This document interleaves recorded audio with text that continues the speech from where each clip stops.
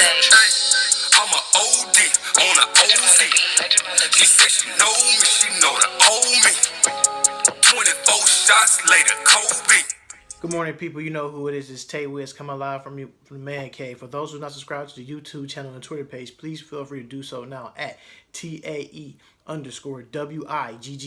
I keep you up on the latest score stats and also the 2017 free agency tracker. First and foremost, I want to get into these games. We got 5 games scheduled tonight on NBA TV Summer League. You have the Dallas Mavericks taking on the OKC Thunder, the Charlotte Hornets taking on the Pistons, the Orlando Magic's playing the New York Knicks, and also the Boston Celtics and the Spurs playing. And to end the games out tonight is 76ers taking on the Utah Jazz. Before we get into everything right now, the Miami Heat said they want to retire Chris Bosh jersey in the Miami Heat organization. Nobody else were number one, but Chris Bosh. Due to his significant blood clots, we wish that guy nothing but the best to him and his family. We know he want to keep playing basketball, and so far that journey has came to an end.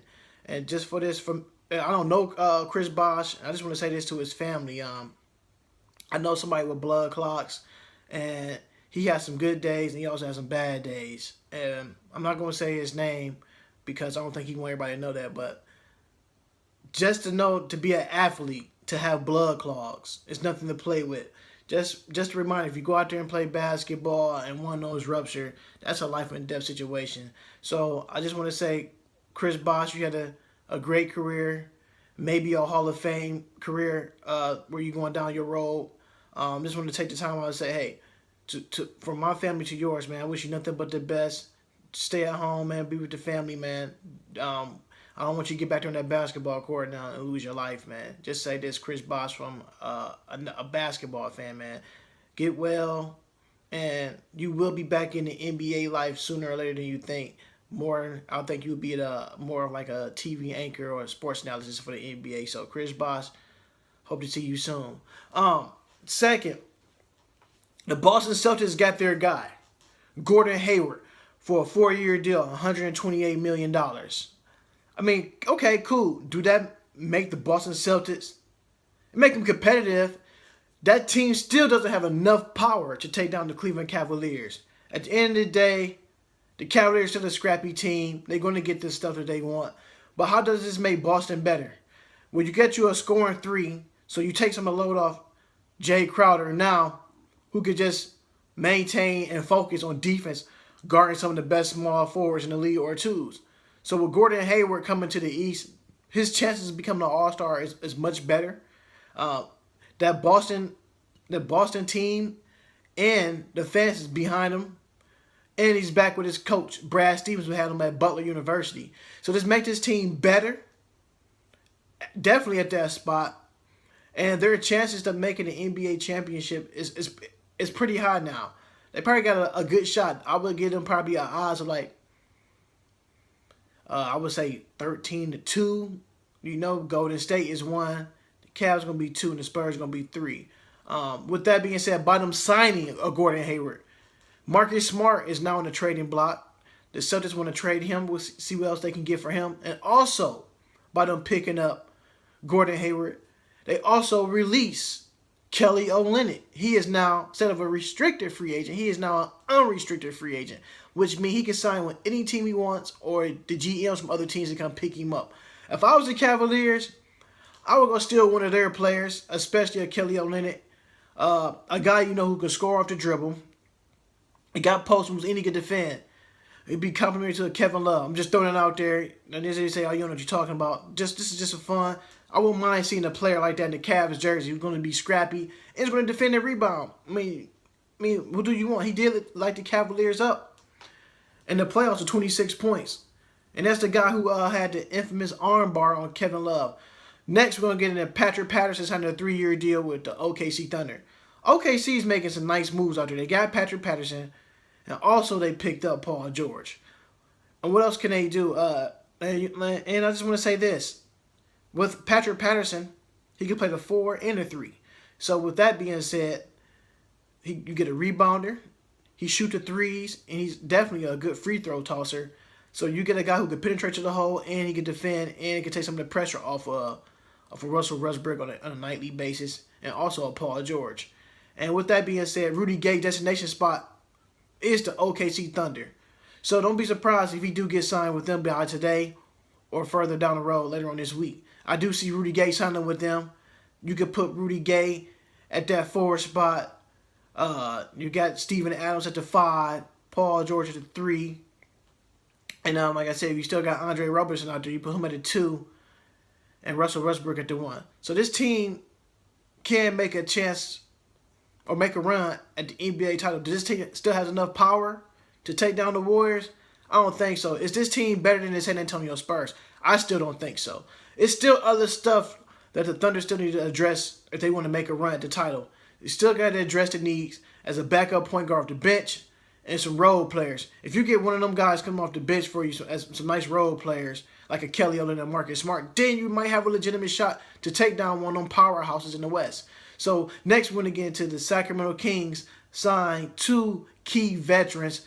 I would like to say George Hill to a 3-year deal for $57 million and Zach Randolph to a 2-year deal, $24 million. They try to bring the winning ways back to Sacramento. Like I said in my other segments a couple of days ago, I haven't seen a Sacramento Kings playoff team since the Vlade Divac, Chris Webber, and also Jason Williams days. Can this team make a splash? Can they make that run? Like I said, they still need to get some stuff off the bench. They need some important pieces.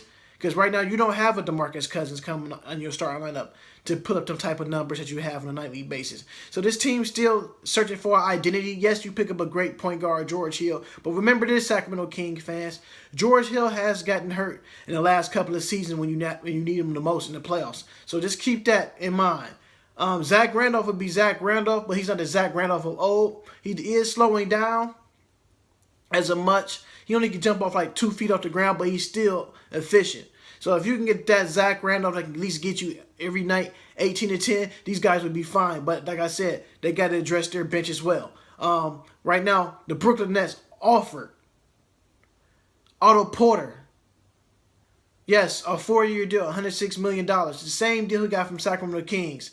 The Washington Wizards said they will match that offer. Let's be honest. The Washington Wizards said that when he signed, I ain't gonna say signed, but when he took the letter of intent to get the free agency spot for the Sacramento Kings, they said they would match it. I think the Washington Wizards are bluffing. They're not gonna. I don't think they're gonna match his contract. I think by July 7th, which is in a couple of days, I will believe that Otto Porter will be a Brooklyn Net for a 4-year deal, $106 million. They're not going to give him $106 million, the Washington Wizards, like I said. You got John Wall going to try to make $168 million if he signed that contract. And you know you got to get Bradley Beal somewhere. They're not going to get 3 players on the same team on a $100 million contract. It's not going to happen. Derrick Rose is back in.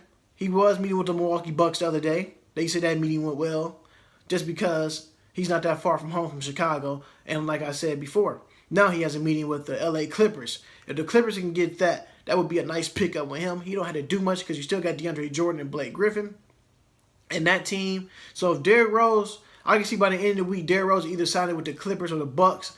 I think he could probably sign with the Milwaukee Bucks. It's more close to home. If he want to get away from the snow, he probably want to go to LA, sunshine. You could drive your car all year round with the top down. You know how that goes. LA life is pretty fun. Been in there a couple of times. By the end of the week, we should know where Derrick Rose go. If he goes to the Clippers and Doc Rivers can sell him well, I can see him end up in the Clippers. But I'm going to lean more towards the Milwaukee Bucks with this one. Jamal Crawford, Daniel Gallinari, and Paul Millsap all involved into a 3-team trade. So basically, you already know Paul Millsap goes to Denver, Daniel Gallinari goes to the Clippers, and Jamal Crawford goes to the Hawks. Jamal Crawford said if the Hawks buy his contract out, he prefers to playing in the Los Angeles Lakers jersey. You know what I'm saying? Like I said, Tinseltown, big lights. You got celebrities there every night at the game. And you know, by being 37 or 38 years old, you know Jamal Crawford still has that razzle-dazzle in this crossover. So just keep that in mind that Jamal Crawford does want to play in LA. And just to keep this in mind, I don't think people heard this one. The Golden State Warriors also have interest in Jamal Crawford. I think Jamal Crawford want to go somewhere he can still get playing time. He can still get that limelight. Now I would prefer he goes to the Lakers just because. Like I said, I already told you, Kelly Olynyk is an unrestricted free agent. He got released by the Boston Celtics. Marcus Smart is on the trading block. If I was the Cavs, I'd go snatch up both of these guys, or they can go somewhere else. Go to Indiana Pacers, who's making nice moves, or I can see Marcus Smart and Kelly Olynyk in the Orlando Magic jersey. More so Marcus Smart. Probably not Kelly Olynyk because the Orlando Magic got enough bigs. But hey, you never know. If teams want to win, you want to compete now, or maybe the Orlando Hawks go pick them up, or they might be a good fit with the Charlotte Hornets. It's still teams out there that still need certain players. Amari Caspi pick up a 1-year deal with the Golden State Warriors. The Warriors are not playing around this free agency. They're trying to repeat. They're trying to go back-to-back champions. They picked up another three-point shooter, which is a great pickup. Even though Amari Caspi is a journeyman, he played for a couple of teams around the league in his career. And the one thing he is valuable at is shooting threes. So if you get him and add him to your roster, that's a great pickup. This is still day 5 of the NBA free agency period. Cavaliers still have no GM. Who would be their GM? The Cavs fans are panicking because, oh my God, the Cavaliers ain't not making any moves. At the end of the day, I'm going to be honest with you, Cavaliers fans and NBA people. The East is depleted now. You only have 2 All-Stars, well, I'm going to say 3 All-Stars in your conference, or 4, you want to be honest, but your main focus All-Star is by himself. And that is LeBron James. This team still had enough firepower to get back to where they went. They will have no trouble in the playoffs beating the Boston Celtics, the Washington Wizards, the Charlotte Hornets. The Cavaliers are still the same team. They added a backup point guard as Jose Calderon. They still want Carmelo Anthony. He's still on the list. Carmelo Anthony want to be bought out. If he is bought out, like I said before in my last 3 or 4 segments, he prefer playing for the Cleveland Cavaliers. But if he's traded, he want to go to the Houston Rockets. Like I said, by July 7th, he will be in the Cavaliers uniform with the backup point guard Jose Calderon. Don't be surprised if the Cavaliers make that move and pick him up. So Cavaliers fans, don't panic. The Cavaliers still owns the East. Like I said, Boston Celtics, yes, they have gotten Gordon Hayward. Gordon Hayward cannot guard LeBron James for 4 quarters. Jay Crowder cannot guard LeBron James for 4 quarters. Let's be honest, one of the rebounders are gone. Amir Johnson left and went to the 76ers on a 1-year deal. So, what team in the East I see have gotten better? Yes, the Boston Celtics have gotten better. The Toronto Raptors are the same team. They still brought back Serge Ibaka and Kyle Lowry. Nothing new there. I see the 76ers got a little stronger by picking up a J.J. Redick. Like I said, Amir Johnson. I do see that team getting stronger. Orlando Magic is still the same team. The Charlotte Hornets probably got a little bit better at the center spot with Dwight Howard, but they are the same team. The Indiana Pacers are the same team. They just lost Paul George. Will that team be a playoff team? That is yet to be seen. The NBA have answers, and a lot of players will answer these answers with their own questions. So we're going to see what happens when that season starts around October 30th. Like I said, a lot of these teams does look good on paper, but a lot of these teams have yet taken to court and have played yet. So Cavaliers fans, just be patient. The Cavaliers are still the Cavaliers. They still the team to beat in the East. They still would probably be in the NBA Finals, and it will happen. So I know everybody out there yesterday enjoyed their 4th of July. Yes, another person did sign on the 4th of July. That was Gordon Hayward. But at the end of the day, when Gordon Hayward signed, yes, this made them a better team, but at the same time, the Celtics will be hurting at that center spot with Amir Johnson. Definitely, if they trade Marcus Smart and Kelly Olynyk, that's some of your firepower is gone, folks. Y'all know who I am. I'm leaving out on this note. Subscribe to the YouTube channel at Tae Wiggs, TAE_WIGGS. I keep you up on the latest score stats.